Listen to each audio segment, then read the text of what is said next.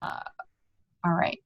So welcome to the December marketing webinar. As you know, we host these on the second Tuesday of each month and then record them for those who are not able to join us in real time. But this month is going to be about our new home show program that will be launching officially at convention, but this is kind of a warm up to that and just going through some best practices and tactics around home shows, and then kind of leading into what the expectation for 2020 and beyond is going to be for home shows at Floor Coverings International. So a little agenda for the call. I'll go through our values as they relate to home shows. Excuse me. Chad will go through the economics and the math around home shows, and then we'll go into some success stories and best practices from this past year and previously, and then we'll kind of dive into the program overview a little bit, which, like I said, we'll go much more in depth on that at convention in our home show session, and then we'll do a little sign up session at the end, so give you a chance to get on if you haven't already and sign up for some home shows for next year. So if you have been around even less than a week, I'm sure you've seen these 5 things. These are the core values of Floor Coverings International.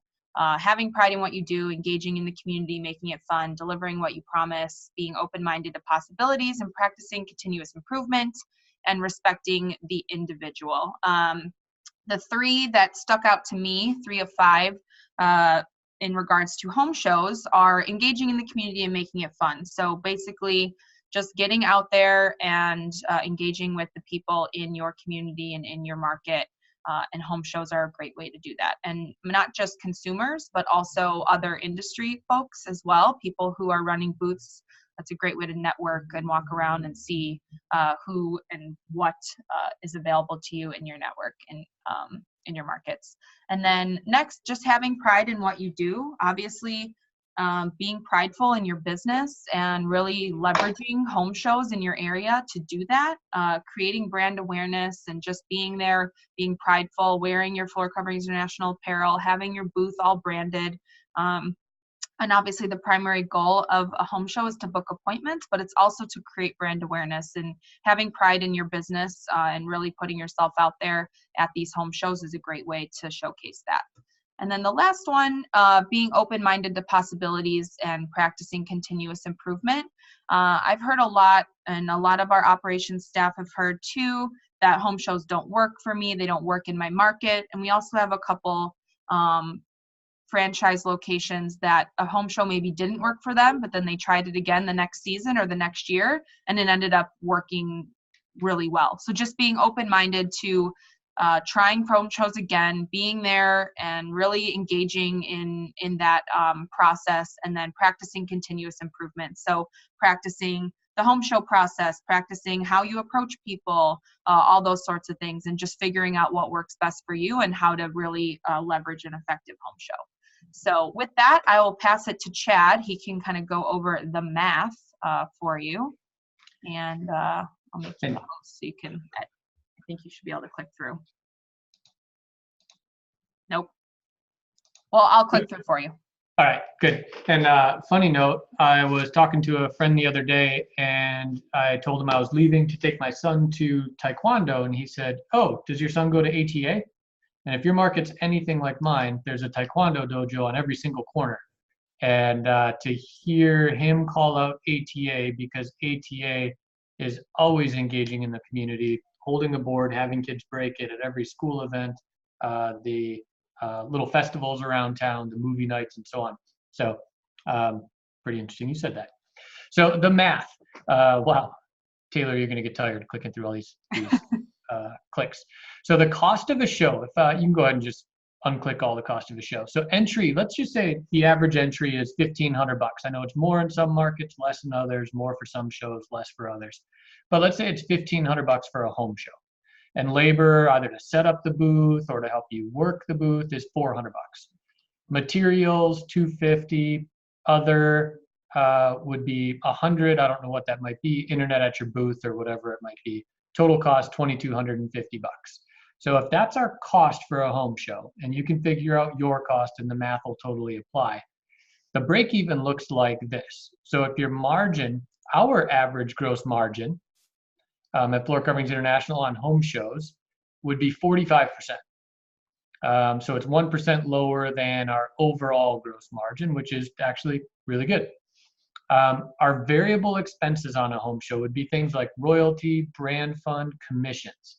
So now, just to note, I did tap back commissions a couple of points, assuming that we would be overloaded with appointments and the franchise owner would be running some appointments, and you don't necessarily pay yourself a commission as a franchise owner.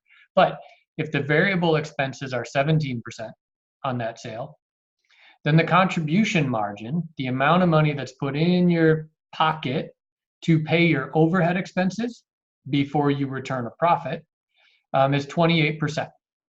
So the way I look at this is if your cost is $2,250 and 28 cents of every dollar generated from a home show goes into the company's kitty to pay our overhead expenses like rent and so on, and what's left is profit for the business, the contribution margin, the average break even for a home show would be $8,000. So we need to sell $8,000, and I'm reducing this to the ridiculous when it comes to how profitable home shows can be. We need to land $8,000 in sales to break even on our typical home show. Now, the goal would never be to break even. You would have built a brand at your home show. You would have met people. You might have met B2B2C potential clients. Hopefully had a little bit of fun, tired yourself out, got some exercise and some steps. So there's all kinds of benefits to doing a show, but the goal isn't to break even. The goal is to generate revenue. So if we go to the next one, Taylor, proposals needed. Our average home show, our home show sales so far this year have been $4,250,000. So that's what we've done as an organization. We've generated 2,277 proposals, which means our revenue per proposal, for every proposal we write from a home show, we generate roughly $1,868. I don't know why I said roughly, it's exactly $1,868 per proposal we write. So that break even would be roughly 4.3 proposals. So a home show, on top of all the other ancillary benefits you get from doing a home show, our home show needs to generate us 4.3 proposals to break even. So again, a little bit of reduction to the ridiculous. It's a no-brainer to do a home show, but our absolute goal is to not just break even. So if we go to the next slide, if you take a look at this slide, what you'll see is if we were to do 10 proposals times $1,868 in revenue per proposal, that's $18,680 in sales. At a 28% contribution margin, the business puts $5,230 toward their overhead and the take-home profit for the franchise owner.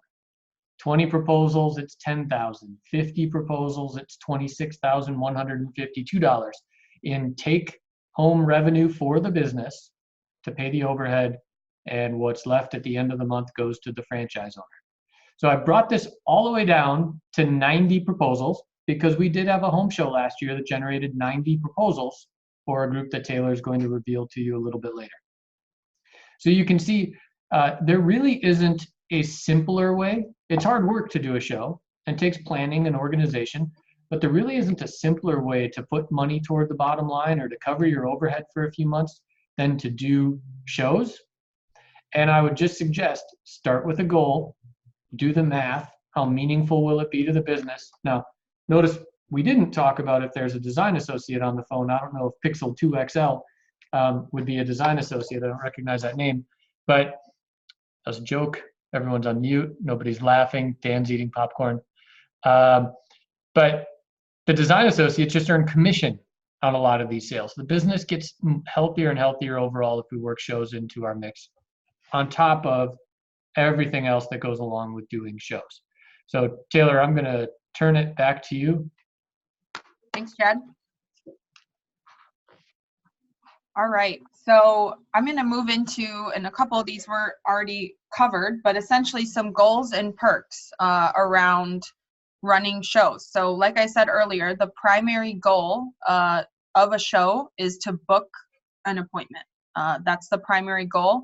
And then the goal that we're coming out of using that is to generate proposals. So that's going to be the major goal that the home show program in 2020 is kind of based around. But at the show, you're obviously not going to generate a proposal. You're going to book an appointment. So the main goal of a show is to book appointments. The second one is to generate local leads. So anyone that maybe doesn't book an appointment, you're still generating leads in your local market just by being at the show. And then building and growing your local brand awareness. So like I said earlier, just being at the show as a flooring company at a home improvement based show is just putting yourself out there. And if you're not there, another flooring company is. So just making sure that you're front and center and available for any consumer who's interested in flooring. And they may not be thinking about flooring walking into the show. They may be thinking about cabinetry or something else that is related to home improvement, but something that you can pitch to go along with their home improvement project. So if they get new cabinets, they may want new floors to match those new cabinets. So just making sure that you're front and center and you're the first company they think about when they think about getting new flooring. Some perks for home shows. These are really simple, but they're easy to find. Virtually all you have to do is type in your location and home show into Google, and you'll find a home show in your area or in your larger metro area. There's lots of opportunity, and you can book appointments in real time. So one of the cool things that the technology team helped to develop this year is booking appointments at your show. There is a website link that you can use specifically for booking appointments at a home show so that you will not get billed through the pay per appointment program or for an online lead or anything like that. So they'll come through as an event and show lead into InspireNet. So essentially you just put your website location in this spot where it says Atlanta. So whatever your website location name is, and then /events and shows. And then you can have a laptop or a tablet set up in your booth for fast and easy appointment booking at the show. So it's a great little feature so you don't get double booked for any appointments that you book directly at the show. Some success stories. So we've had some great success stories this past year and prior to that even with people booking a large number of appointments at the show. We did a webinar earlier this year with the Cleveland group. They booked 90 appointments, got over 100 leads at a one weekend home show. It was 3 days. They teamed up with their metro area. It was 3 franchises that ran it together and generated 90 appointments out of 3 days. So another big one was San Antonio, again, 90 appointments, La Jolla, 70, Kansas City, 60, Concord, California, 40, and Woodbridge, Virginia, 35. So big numbers coming out of small, like not a lot of time, 2 to 3 day shows. We're able to generate that many appointments, which is huge. So some best practices around home shows, which is part of the reason why we are hosting this call today, but is to book early and renew those annual registrations. So making sure you're booking your show as early as possible. There are probably shows for next fall already that you can book for, or I should rephrase that. There are definitely shows for next fall that you can book for. So if you haven't done so already, book for January through May. It's a huge home show season. It is the biggest time for home shows to be hosted and had in your market. So definitely look for January to May. And then once that's all taken care of and you've got your calendar set for Q1 and Q2, make sure you're researching and looking already for Q3 and Q4 because there are definitely opportunities in the fall as well. Selecting a space with heavy foot traffic. This goes along with booking early. You'll have the best opportunity to book your space and select where you want to be located at the show. So you don't want to be located in the back corner or down an aisle that maybe not a lot of people will walk down. You want to be front and center. We have a brand new franchisee. They just went through TSA in November. They're booked for a 9-day show out in Colorado. They got a big center platform.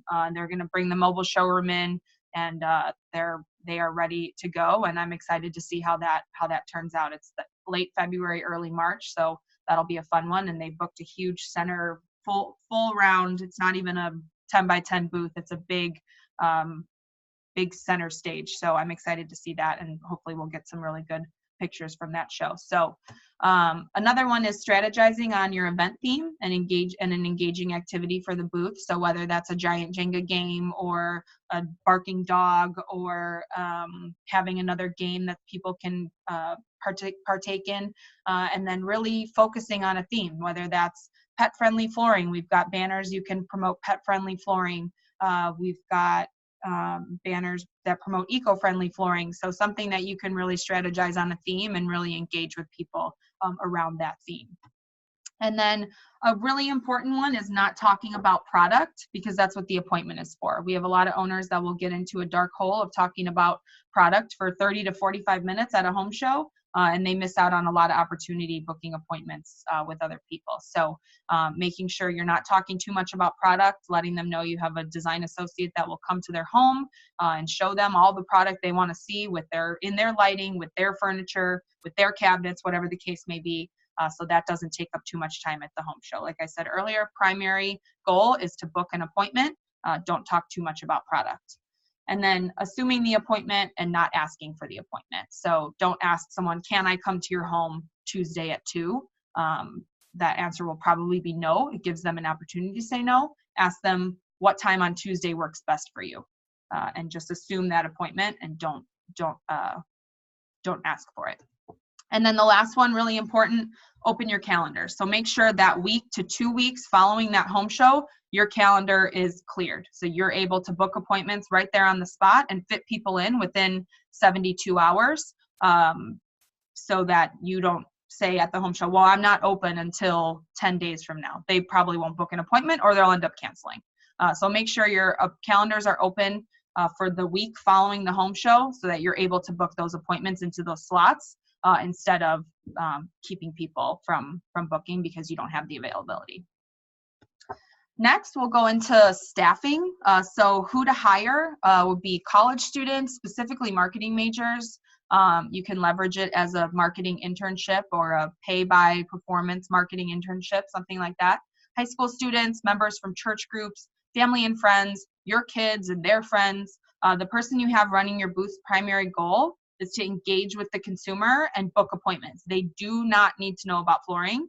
And I have a little note here. In fact, it's better if they don't. Like I said earlier, you don't need someone to know about flooring. That's what the appointment is for.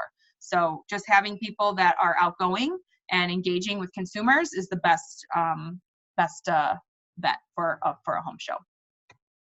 So I'm going to go into a little bit of what the home show program for next year will consist of. So we're going to be just putting a national focus on home shows in 2020 and beyond. We really haven't done that as a corporate team, and everyone's just kind of ran their home shows as they've wanted or signed up when they wanted. We're really going to put a focus on and put accountability and tension around participation in home shows, because like Chad showed earlier, the economics of it it's pretty convincing that this is a great local way to generate proposals and generate revenue.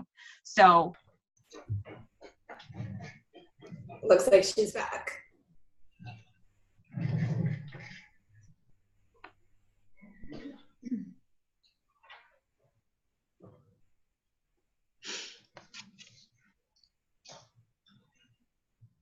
Off she goes. all right, sorry everyone, my internet went out on me. Can you hear and see me? Or not see me, but see the screen and hear me now? Yeah. My apologies. I had a fear that this may happen. It happened to me earlier this morning and it just happened again. So I apologize. Okay, so I'm not sure where I left off, but essentially for the National Home Show Program, we're just gonna put a national focus on home shows in 2020. And then there will also be custom show program and newspaper ad templates that you can use as well. So for a lot of home shows, there will be a show program where the organizer will ask you for to contribute to put an ad in the program, or if you want to promote it in a local newspaper, we'll have those templates designed for you as well. And then the last part, or the second to last part, is going to be hosted training and planning calls to discuss tactics, staffing, and set appointment and proposal goals. So I'll be hosting these calls bi-weekly starting January 9th.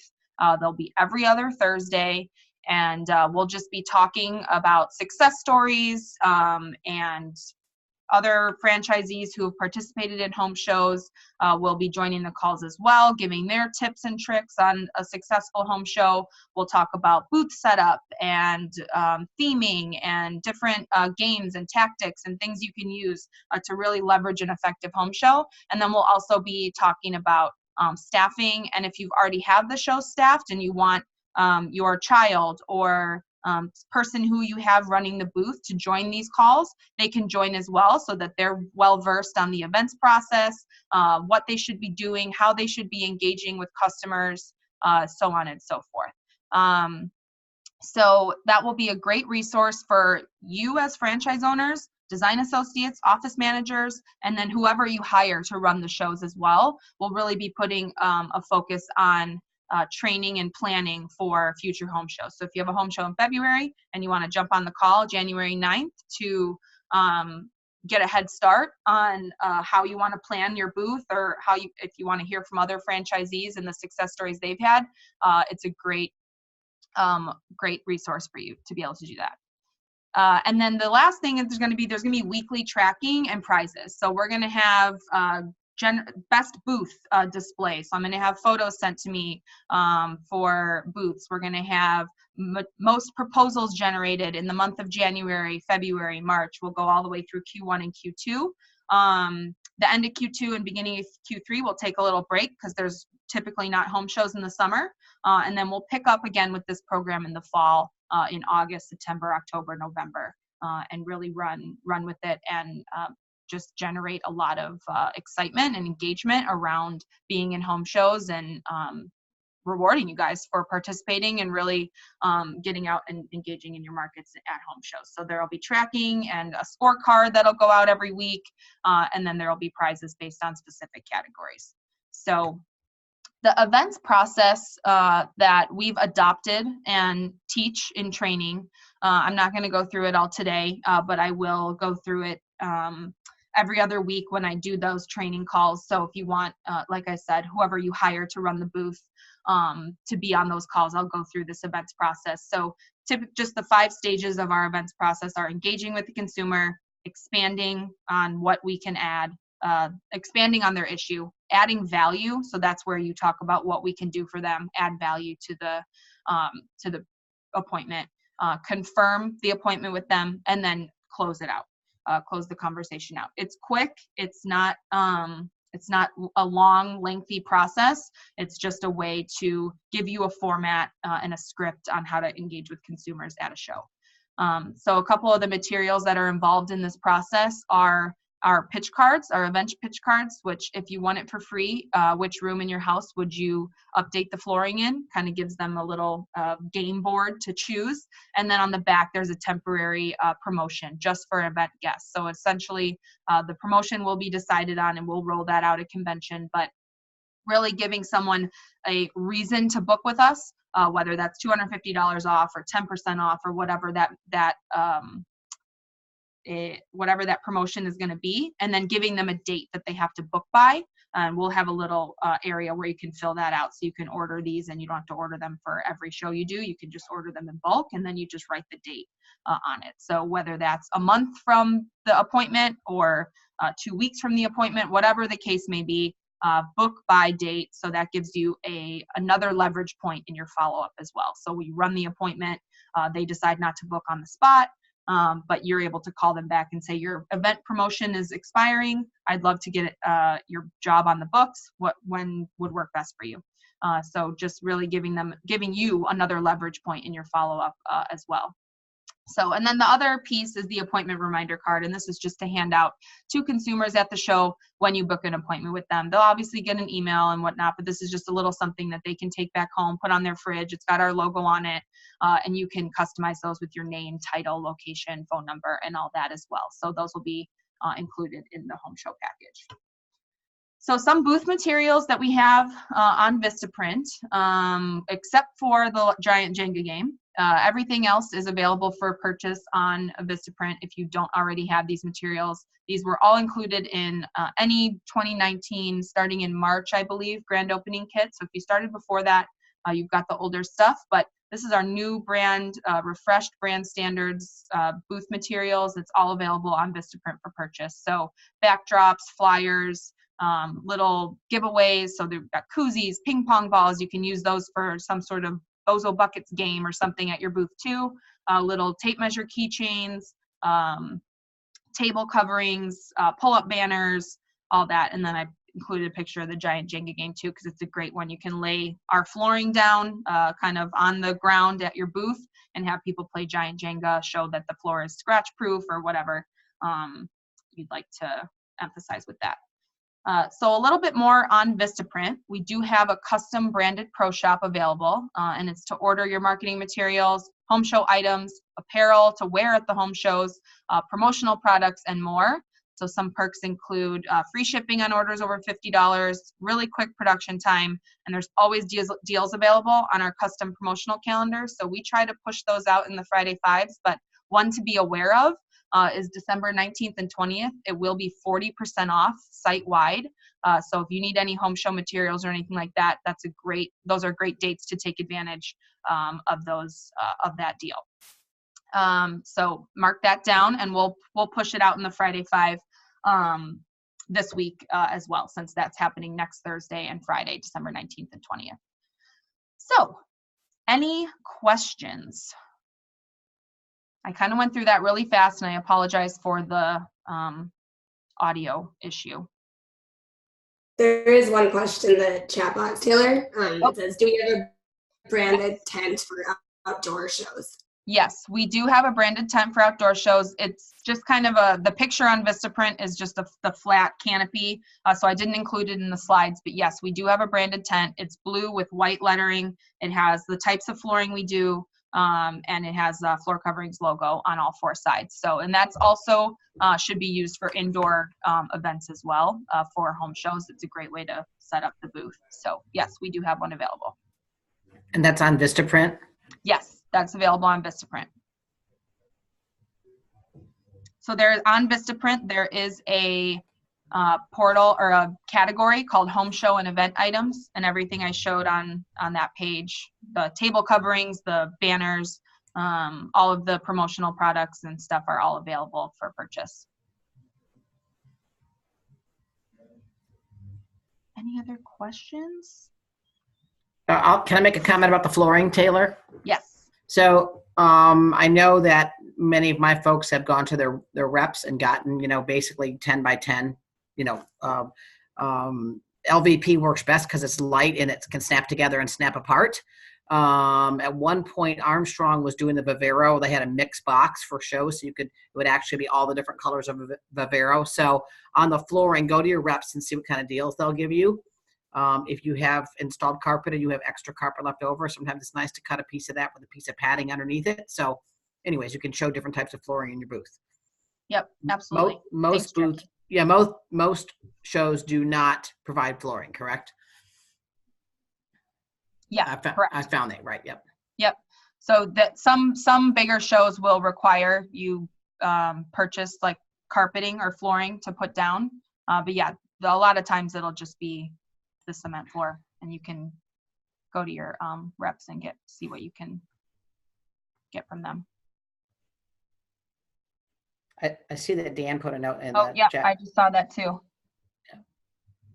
I just was going to ask, maybe this would be a good example. Say, how do you monetize that, right? So Dan, did you land any jobs? Yeah, as a matter of fact, we did land 2 jobs. One of them turned out to be one of those jobs from hell, but Yep. Yeah.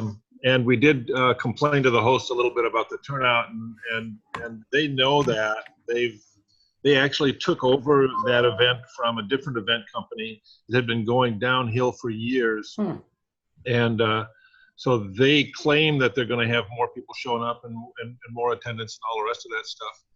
But I don't know. I mean, it just left a real bad taste in our mouth about at least that home show, and it's the only one in my territory. And I have a territory and a half. You know, we bought we bought big, and there's just nothing here. There's stuff further north, up around San Jose and San Francisco, and I saw Concord was on the list there. I'm sure that's a great area for doing that stuff, but right, for some reason, right through here, there's just a dearth of them. But I think we're gonna give it another shot. They have one in the spring. It conflicts with Earth Day, and so we're kind of torn as to whether to go to one or the other or to go to both. Earth Day is just one day, so we'll probably both and then do an Earth Day special at the home show. Yep, and promote the eco-friendly products around that. yeah. But yeah, like I said earlier in the call, just being open to trying it again, and hopefully that the show hosts will promote better next year, and they'll continue to improve that. But that's just one of those things you gotta work with, and hopefully, yeah, booking 2 jobs out of 4 appointments is 50%, so that's pretty good. I know that But those 4 appointments cost us $2,000. So Yeah, a lot of times too that they come in as website appointments later on. You know, they're not ready now, and something happens, and then they remember you. We have another question too, Taylor. It says, is there a season that has a better turnout, winter, spring, or fall? So in my opinion, I think that winter and spring, from January to May, are a better turnout. I think people are more willing to go to home shows in that time frame, and maybe they're thinking about home improvement in the spring and summer. Maybe not so much in the fall because the holidays are coming and whatnot. So I think this is the reason why we waited to launch this program. I think that the tail end of winter, so January to May and spring, is the best season for home shows, and there's also more that are happening in that time too. So the fall is a great season. I don't discourage from participating in them in the fall, but I think the spring do typically have better turnouts. I was going to make one more comment on Dan's poor turnout. I had in my past year where we had that happen one year, and when they went back to the organizers of the show, and they said, we'll go ahead and make a commitment now, but we want you to upgrade our location for no more money. And that they've been very successful on that, because if they're trying to get you to make a commitment sooner rather than later. So that, I don't know, Dan, if you tried that or not, but I've seen that work. they tried to get me to do a commitment before we even left the home show there, and we were, you know, my staff and I talked about it, and we just thought, you know, they've really got to come up and they've got to show us something more. So we maybe lost the opportunity to pressure them there, but you know, they're still in their pitching. They've got a couple of local free papers that they have some limited distribution on. And so we also bought advertising in there, and that, I don't know, that didn't seem to pan out much, but we're gonna see what we can do to get them to step up their game for the spring one, I think, and see if we can get somewhere with that. Well, if they gave you a better location for half price, tell you make a commitment now, and you'll be a spokesperson for them or whatever, right? Yeah, so their big offer to us was, hey, we won't increase the prices on you. Nice. Really? You're like, I guess not. Yeah. So maybe now that they've had some time to think about it, they'll be more reasonable to price reductions. It's worth a shot. Yep, absolutely. So any more questions? I just have one more slide basically that says time to register. So I'm going to be sending out a Google form where we can track registrations for the spring and really get a handle on an idea of how many locations are participating and how many we expect to be on these calls in the spring. And like I said, we'll be rolling out a lot more information at the home show session at convention, but I appreciate everyone's time today for attending the webinar, and then all of those listening to the recording after the fact as well.